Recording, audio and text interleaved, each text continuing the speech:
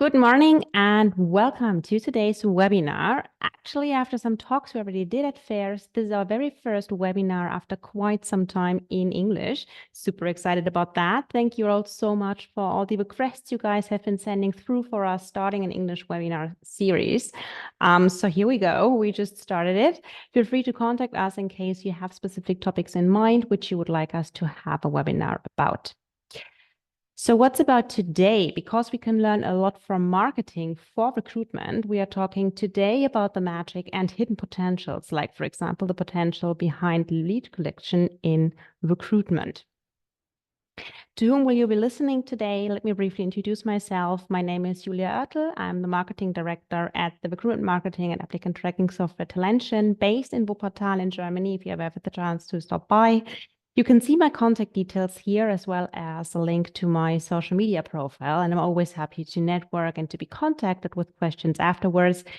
If you have any questions during the webinar, you're more than welcome to use the chat. I will see the questions displayed and will be happy to answer them afterwards. If, for example, you would like to see like a specific slides again, please note that we will record the webinar for you and I will send an email with the recording link later. So in marketing, we do advertising. So allow me to take a moment to recommend our HR Marketing and Recruitment Summit in autumn. It will take place this year in September in our hometown in Wuppertal. To those of you who never have been, it's in Western Germany, quite close to, I always describe it like between Düsseldorf and Cologne. The event will be this year even on 2 days. We had such a high demand for topics after last year's summit that we made 2 days out of it. Why not? There will be lots of topics from HR marketing and recruitment that we will bring to the stage. It will be super exciting. It's definitely worth attending, and I would be delighted to welcome you in September. So you can see a link to our event page displayed here. Just drop by later after the webinar, take a look around, and contact me if you want to have a ticket, if you want to be registered for a ticket. I will be delighted to welcome you then. But before we will see each other, maybe in September, let's talk about today. I would like to take a look at what the recruitment marketing mindset actually means, and above all, where you can collect leads. For this, we will have a look at the candidate journey and its touch points and what you can do to attract and maintain the best talents. So we will dive into topics like talent pooling, what nurturing means, and why the candidate experience is relevant for you. There is no learning and optimizing without knowing what to measure and where to look. So therefore, I brought probably one of the most important KPI for you to measure with me and how you can set up your analytics. I brought a lot of learnings and tips for you guys. So let's start. I have just outed myself as a marketeer. And as such, I look at the market as an opportunity to collect leads wherever I can, to draw attention to the brand, but above all, to create contact points and thus make new contacts and collect interest parties for my product, for example, leads who are ultimately ready to buy and fit into my chosen target market. When I look at recruitment, I realize that the concept of inspiring someone for my company, not as a customer, but as an applicant and attracting them as a prospective customer, is almost identical to the approach I just described in marketing. Customer is king, something that has been said in marketing and sales for years and something that is now just as true in recruitment. How often have you read about like the so-called, we always say applicant market, like the market dominated by the applicants? After all, it is the applicant who ultimately determines what recruitment marketing measures we need to take in order to meet potential applicants in the right place at the right time and in the right way.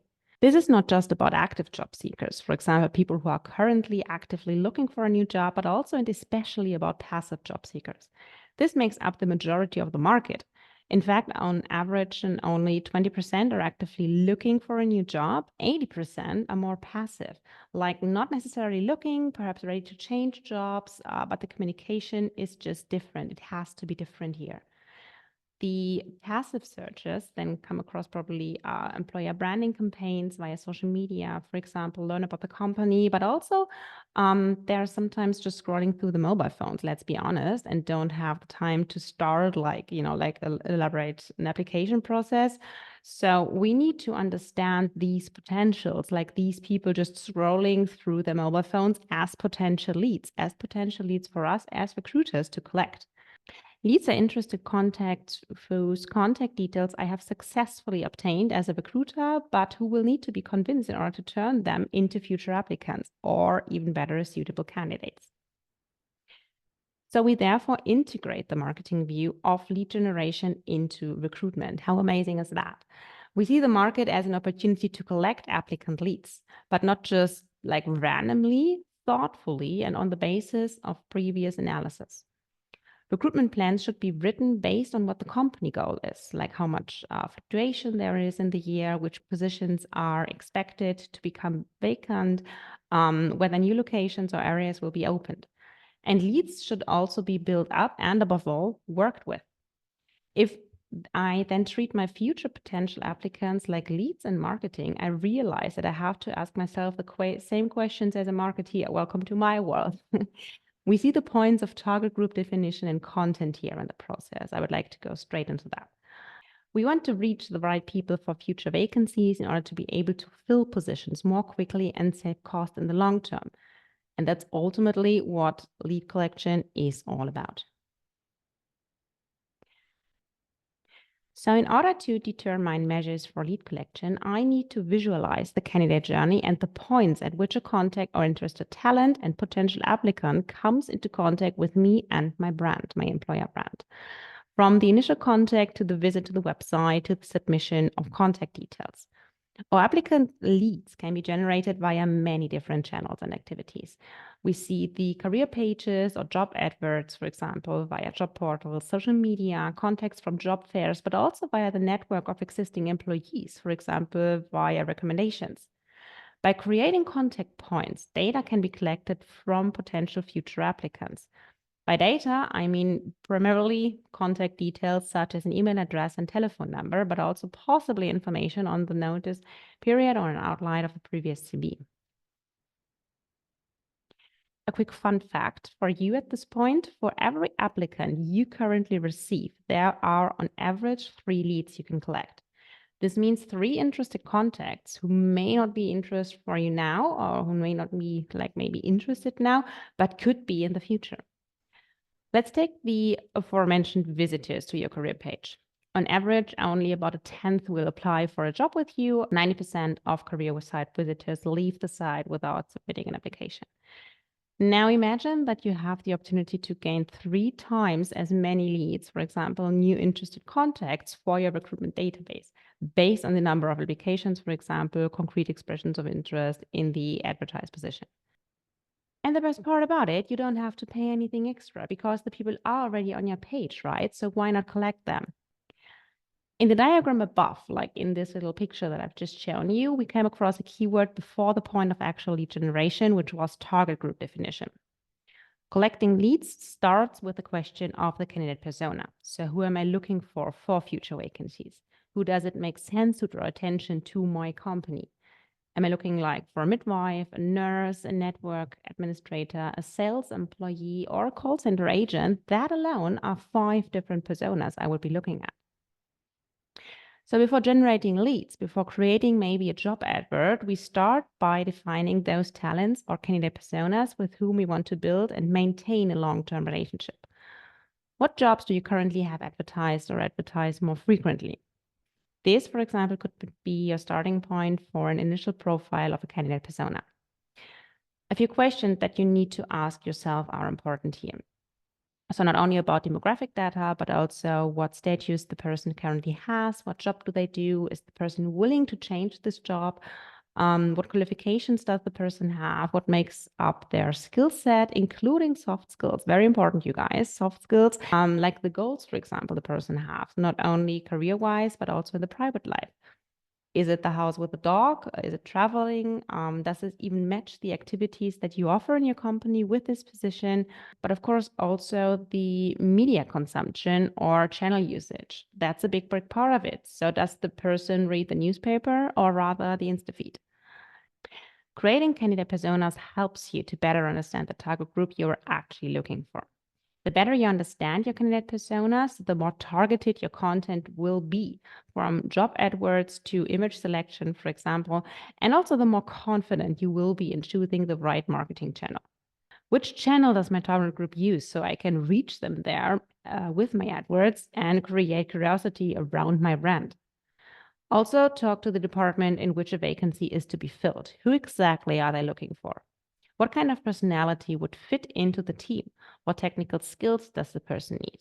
Can you learn probably also from previous employees who have filled this position before? Also, which local events such as job fairs could be of interest for this person? Where would you meet them? Also, like outside of social media. So in contrast to the other recruitment channels, recruitment fairs offer the opportunity to establish personal contacts with interested talent right from the start. Job fairs or also in-house fairs are part of the standard recruitment repertoire, especially for larger companies, but also they're immensely useful for smaller companies looking for young talents. On the applicant side, like students and graduates in particular, use recruitment fairs to find their employees. Incidentally, recruitment events do not necessarily have to take place in an exhibition hall. Very important. There are like numerous virtual job fairs that include all the elements of traditional face-to-face events, so information material about the exhibitors, presentations via stream, and even one-to-one interviews via video call. I would like to give you a little tip at this point. Work with your own event landing page, or at least your own forms for a job fair that you are organizing or participating in. One idea could be to make an appeal via social media and let people register via your event page, or post flyers at the university, for example, if a job fair is taking place at a university.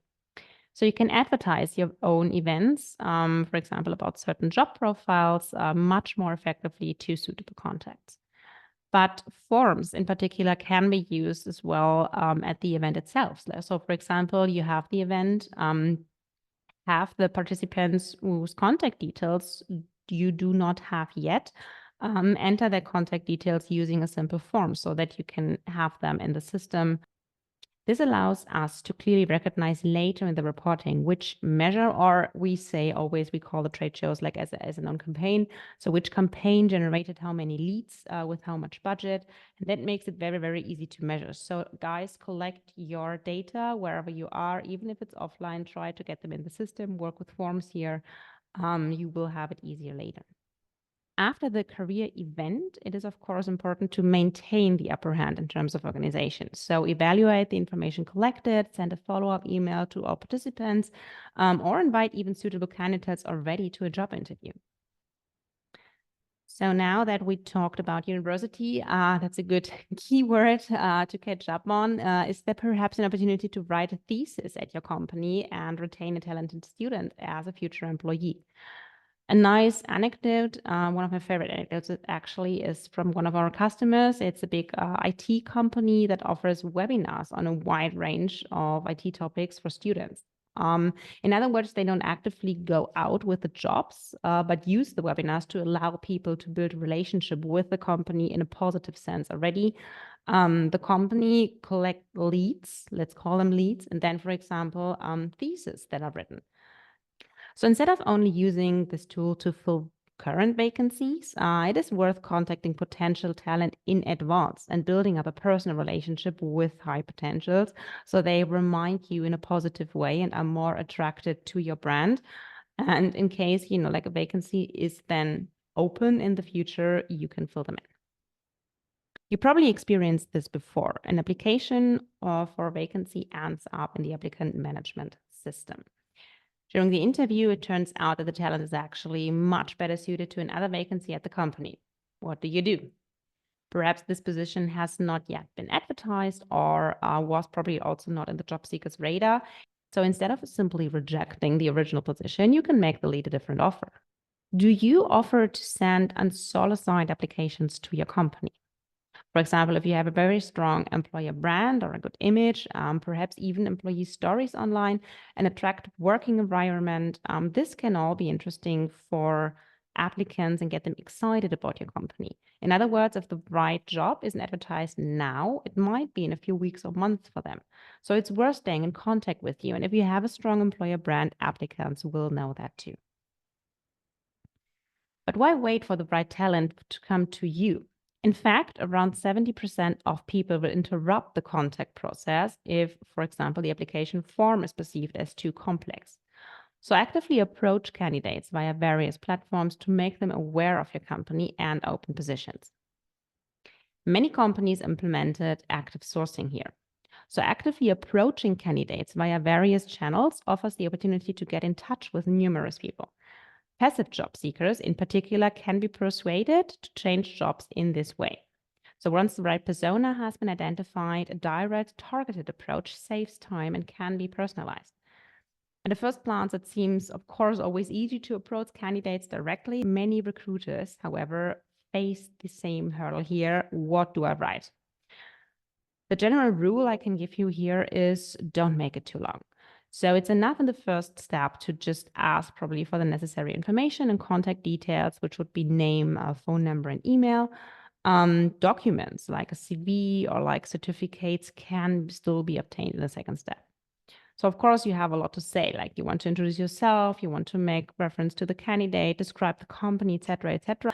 However, always keep in mind many candidates quickly turn away when they see like a very long message, either because they don't have the time to read it or because it seems way too time consuming to read it.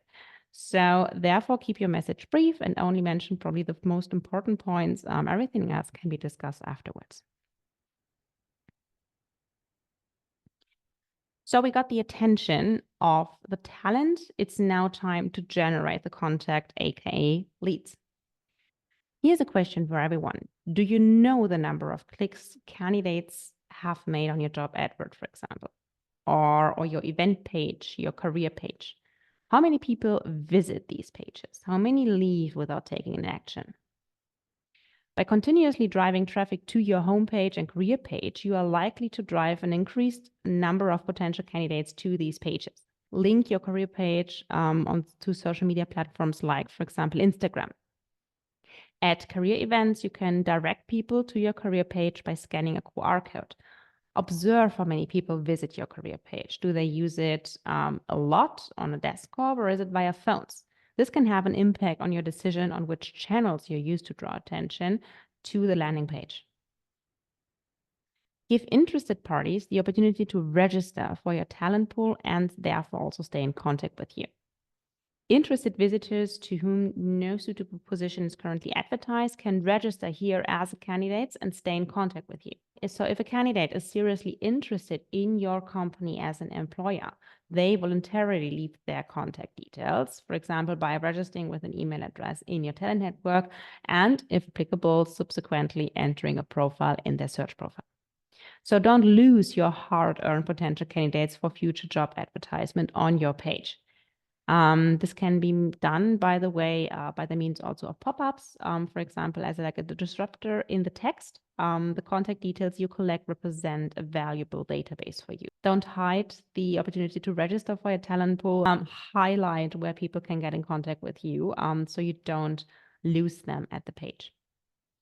It is normal that not every reader of a job advertisement will apply for the position. So as said, almost 90% of readers just want to have a look around. Only a tenth have a concrete intention to actually apply. What a wasted opportunity not to offer them to subscribe maybe to a newsletter, because let me tell you, 20% of your job ad visitors are willing to actually subscribe to a job newsletter, for example, to be informed about future vacancies by registering for your newsletter. You also collect candidates for your talent pooling via applications that are submitted. These applications have the advantage that the people already know a lot about you and the company. So offer applicants who you unfortunately maybe have to turn down today the opportunity to keep in touch for future vacancies as part of your talent pooling or talent network. The same applies to an exit intent. So if the job offered was not of interest for the website visitor, it could be such a wasted opportunity not to keep the contact made and have them entered in the network. Do you have a social media profile? perhaps a profile that deals purely with employer branding. Postings and adverts on social media can encourage people to go to your career page and write to you directly. So select the social media channel based on the target group. Again, we do have the target group here. Job seekers use social media to find out about the company, even across generations, by the way. So it's not longer the generation Y and Z, but also older interested parties who use this type of information gathering. If a company engages in social media recruitment, it can use the company profiles on well-known portals such as Facebook, LinkedIn, etc., to build communities. For this reason, business network platforms such as LinkedIn have enormous added value for active sources, for example, as they have millions of potential contacts at their disposal. Next, content. So if you have interested studies, ebooks on a topic that appeals to the personas, offer to download them. With a download, it is easy to retrieve the person's contact details. Another topic that should not be underestimated is the trust from person to person. So what about current employees? Are they satisfied, or even better, so satisfied that they recommend your company as an employer to their friends and acquaintances? Alumni, by the way, can also be of interest. So of course, it can have a particularly strong impact for you if former employees leave the company very satisfied and with a very good experience and recommend you to others when they hear about a new job with you. That might be of interest for a friend. One idea, you can also build candidate persona landing pages. So these are pages customized to the persona or personas you have created, which display exactly what appeals to the person enough to leave the contact details. Widgets can be integrated into such pages to collect data for a talent pool as well. So you can see an example of a network widget here. It invites visitors of your career page, again, to register in the talent pool. So you can also create a separate landing page for the talent pool, by the way. Here, interested visitors to whom no suitable position is currently advertised can register as candidates and stay in contact with you. So you've met the right people in the right place at the right time.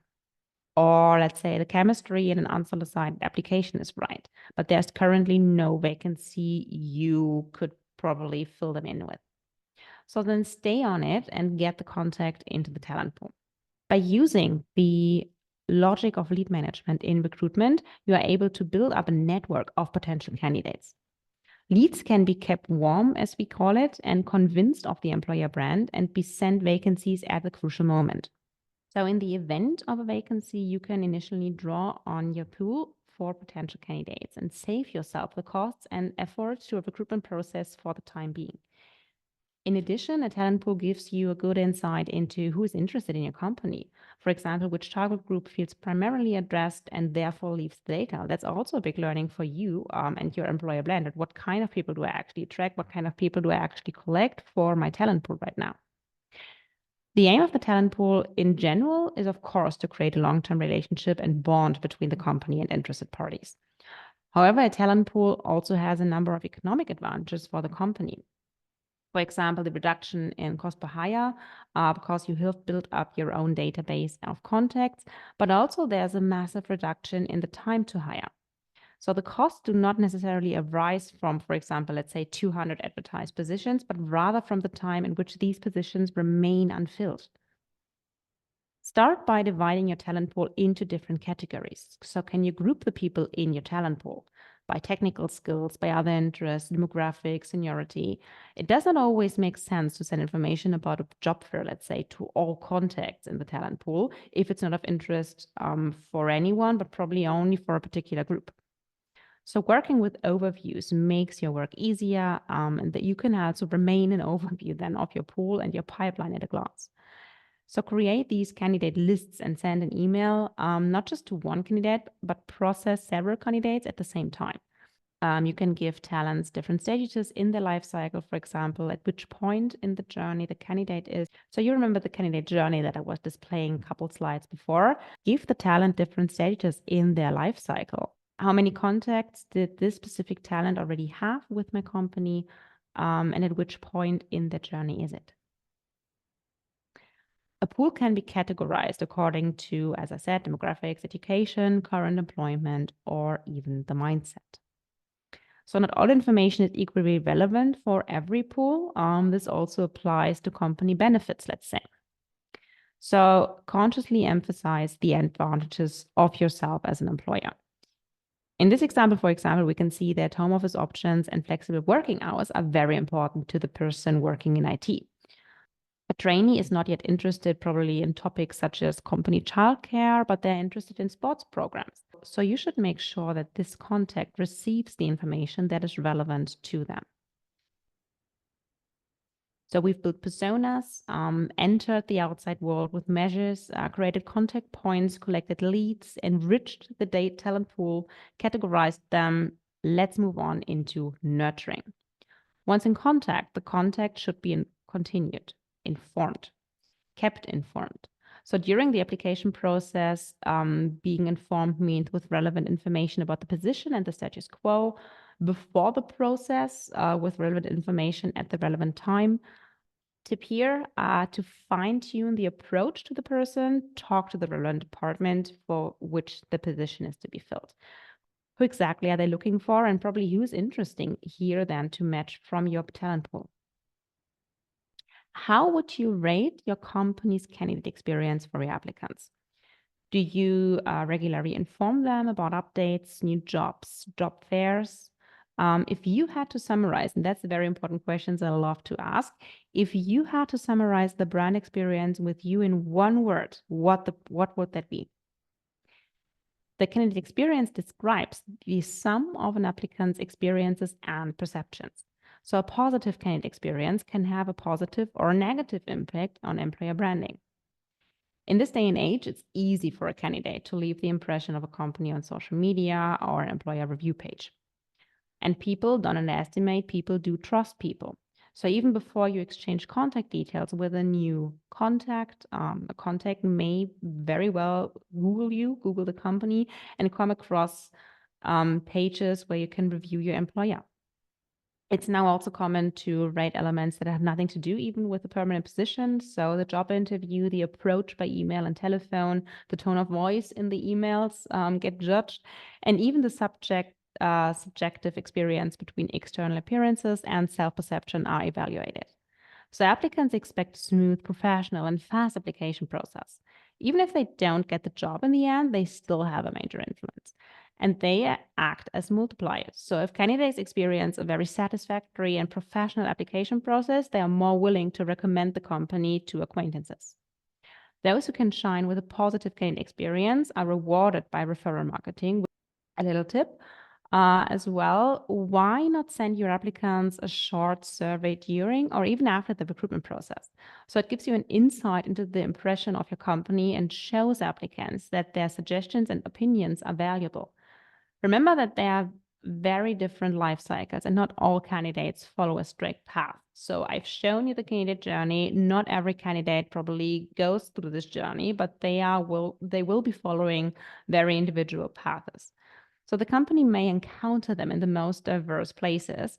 And is the experience the same everywhere? That's a very important question to ask.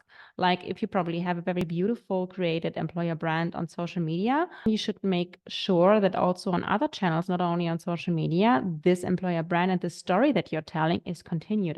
What's the tone of voice? If you do have, for example, different stores, different places that you recruit for, is the tone of voice in the emails from your different recruiters everywhere the same? Do you have certain standards?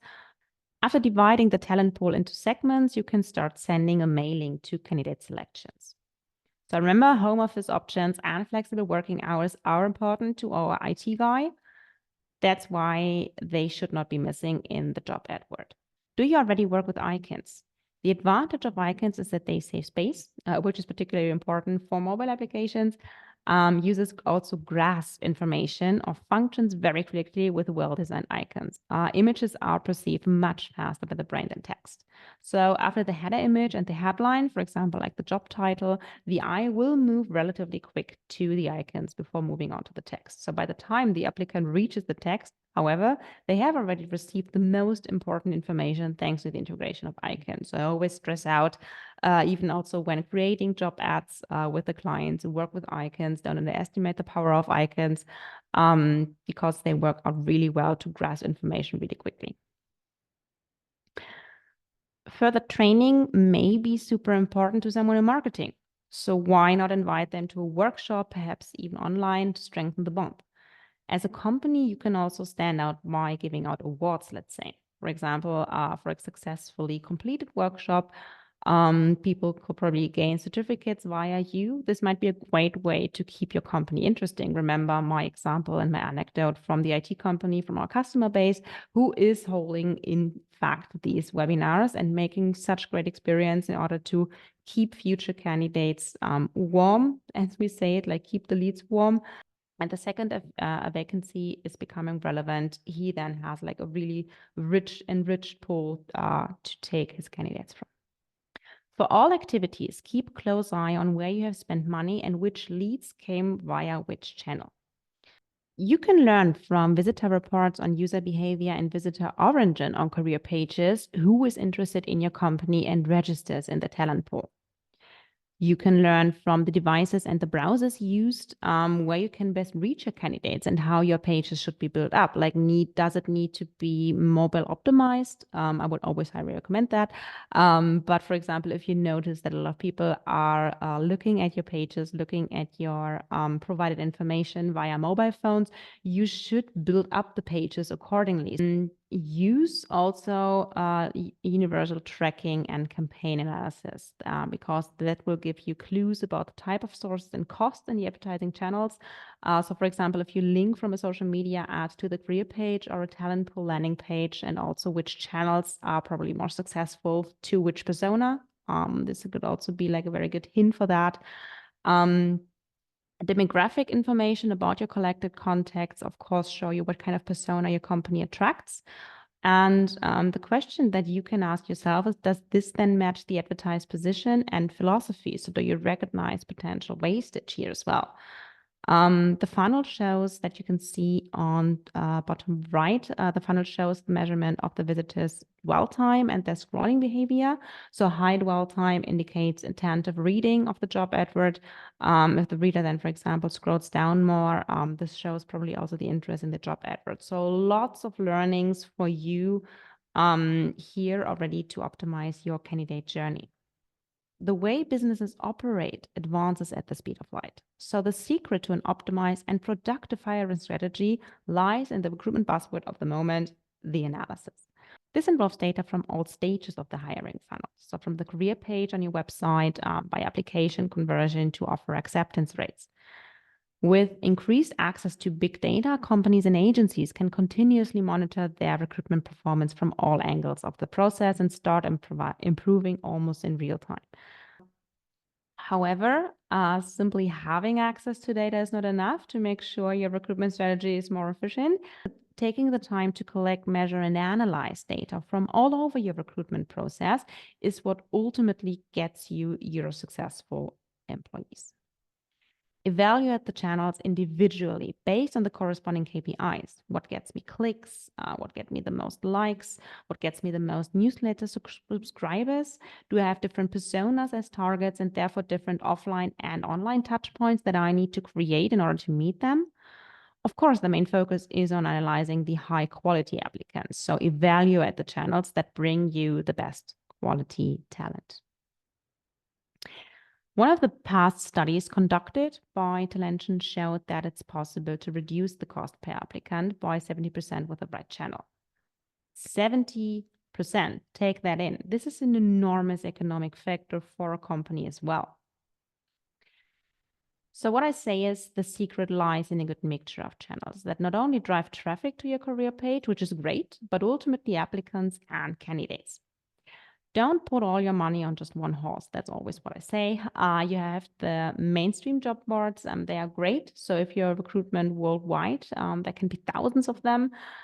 Choose the one with the high reach into your target group, not what the recruiter thinks might be a good job board, but what actually the candidates are on. This is your right job board. The industry-specific job boards are very, very good for you for your high target group density. What I want to highlight, and there will be a separate webinar just about this, but the integration of job search engines. And the integration of job search engines can contribute free reach to your mix, which don't underestimate the power of SEO, for example. That's a keyword, and your Google search. So as I said, we will have a separate webinar just about that. If the target persona is, of course, on social media, you should invest in channels like LinkedIn, Facebook, or even TikTok, if it does make sense for you. Important is to keep everything you do trackable. So use tracking links, work with individuals, URLs, and UTM parameters to exactly know in the end which candidates came from which channel. Do you know why you lose a candidate in the funnel before you even get to submit an application? By analyzing recruitment data, organizations can identify the most effective sourcing channel and recruitment method, enabling them to attract the best talent. So recruitment analytics enables organizations to identify and eliminate bottlenecks in the recruitment process, reducing the time to fill open positions and improving team alignment. And what you see here is an example of a dashboard and how it can look like. What I did is I rebuilt it a little bit to make it a bit more clear what we see. It's actually taken from an actual client case. So of course we took out of all the names from this slide to keep it anonymous. But what you realize is that on the left side, there are the sources listed where this company has spent the recruitment budget on. You can see how much of the budget for which channel on the column right next to the source under the costs. Interesting for us to look at is the holistic view of candidate journey and applicant journey. So not only to look at one stage rather than the whole process.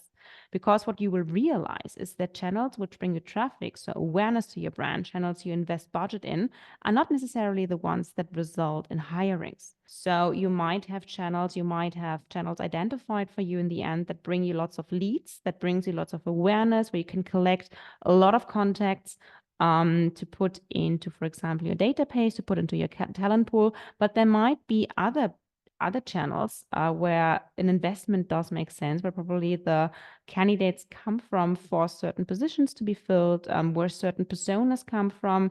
So it does make sense. And what I love about this holistic view is that it makes very, very clear what's the most important KPI for you to measure. It's the CPQA. It's the cost that you have for a qualified talent. So, and this is why it's so important to put the applicant journey right next to the candidate journey for your analysis, because you can see the actual hirings. So not only like have a look, what brings me lots of clicks, lots of awareness, which is always great for the brand, don't get me wrong. But what I say is keep a look on the actual interviews and the actual hirings. So how many of your interested people actually resulted in interviews, actually resulted in hirings. Those are the people that are of interest for you, and those are the channels that you need to keep an eye on. So keep in mind, the marketing mindset harbors a lot of potential for your talent acquisition. So even if you are not currently able to fill a vacancy with one of the leads that you have generated, building a positive relationship with the contacts will help you to fill vacancies at a later date. By effectively building and maintaining relationships with candidates and know the channels where you can reach them and invest your recruitment budget, cost and time per hire can be actively shaped to your advantage. And with that, I would love to thank you guys. Thank you for your time today. You were a great audience. I even saw that some joined even halfway through.